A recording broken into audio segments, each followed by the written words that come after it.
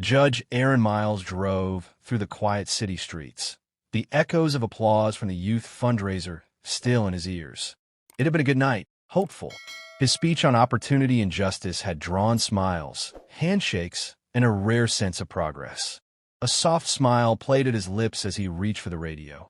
Then came the lights, red and blue flashing in the rearview mirror. His smile faded as he checked his speed. Perfect. Seatbelt on. Car registered. No reason.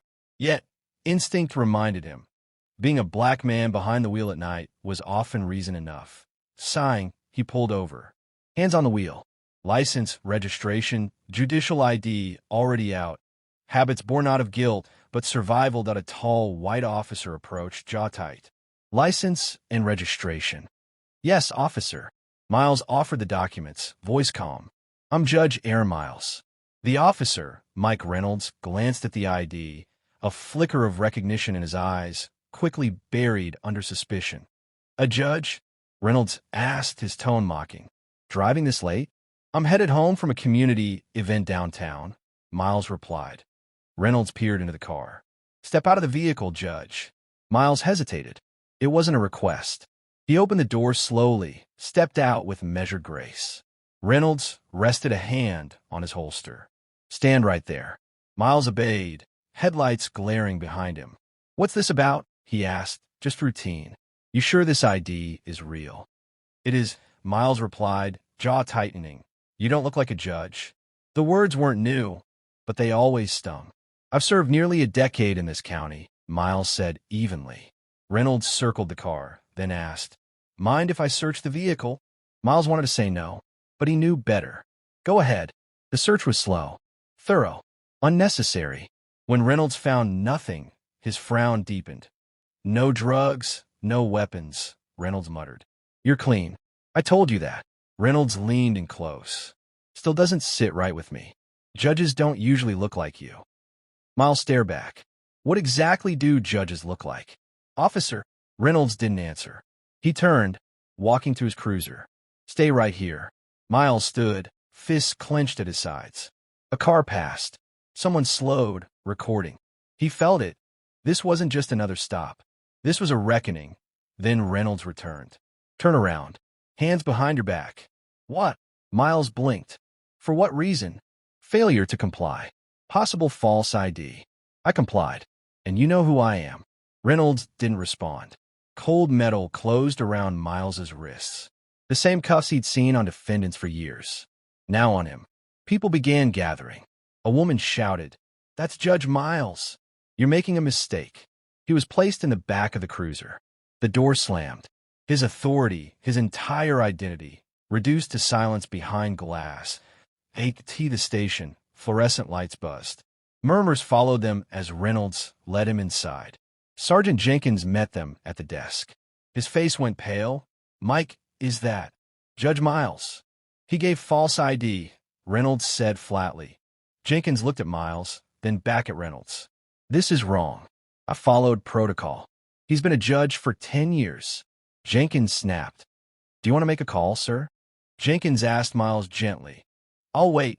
Miles replied. He sat in the holding area, wrist sore, pride bruised, but not broken. He thought of the young men he'd sentenced, boys who never stood a chance when the system presumed guilt first. Now he saw it from the inside. Jenkins returned an hour later, voice hushed. We're reviewing the footage. Chief Harris is on his way. Miles gave a slow nod. You could be out of here right now, Jenkins added. I'm staying, Miles said. This needs to be seen through. Footsteps echoed. The door opened. Chief Harris stepped in, eyes grim. Judge Miles, he began. We've seen the body cam footage. This never should have happened. And yet it did, Miles replied.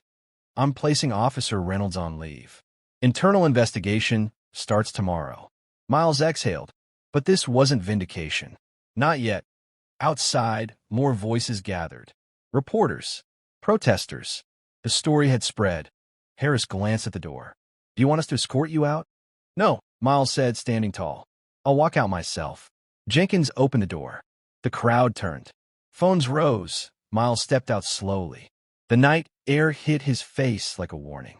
This wasn't just about him anymore, that a reporter's voice cut through the murmurs. Judge Miles, what happens next?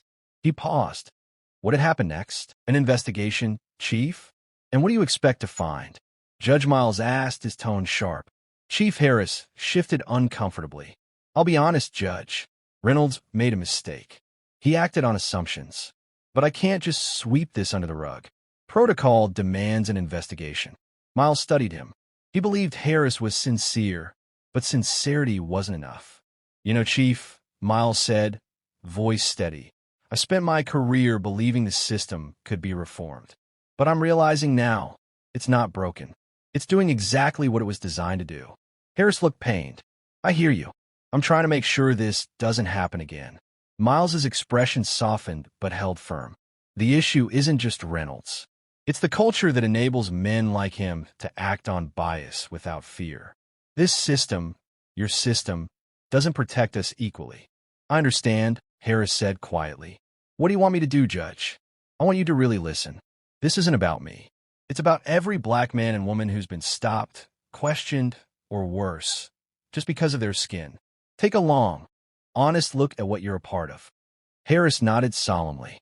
I'll do what I can. But change doesn't happen overnight. No, Miles agreed. But it has to start somewhere. When Miles was released, the handcuffs were gone, but the weight of injustice remained. Outside the precinct, tension simmered. The arrest video had gone viral. Protesters had already gathered. Reporters shouted questions. Chief Harris approached again, looking weary. This isn't how we do things, he said. We're taking it seriously. This isn't just about Officer Reynolds, Miles replied. It's about a system that lets him assume I don't belong. You think I'm the first. Harris looked down. We have policies, training, and still, Miles interrupted, I was treated like a suspect first. What I want isn't revenge. I want real reform. If this can happen to a judge, imagine those without a title. Harris nodded. I hear you. We have to do better. Miles stepped closer. No more press-managed damage control. Own this. Acknowledge it. Because if you don't, this becomes just another headline. We'll hold a press conference, Harris offered.